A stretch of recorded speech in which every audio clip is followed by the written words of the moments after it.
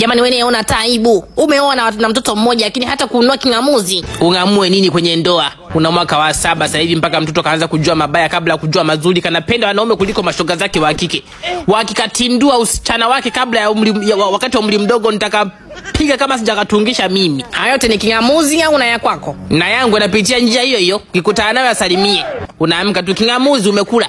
Kwenye mahali mbona mkolozesha kingamuzi kama ni cha maana? Ingia Google, so Play Store. Andika +TV app.live. Search, ikija download hiyo application. Install kwa simu yako.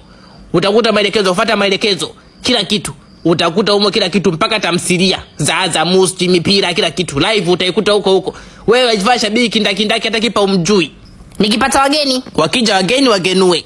Wageni waongee kwenye simu zao. Walikuja kuangalia TV kusalimia. Masidia kukibao hapa kama akija wameshaangalia movie zote wawekee mkanda wetu wa harusi. Wapoteze muda wacheke, waondoke maana sio kwa harusi ile.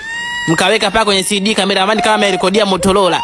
Yaani mazinga ombo yameanzia hapa kwenye harusi. Sasa hivi yamehamia kwenye kingamuzi. Mbona miaka yote hiyo hujaomba? Tamaa tu za mali nyingi, una kazi. Yaani mbona ufe watoto wako walisi hata magodoro. Kumbe shida yenu niongeze vitu mlisi, mmenikosa.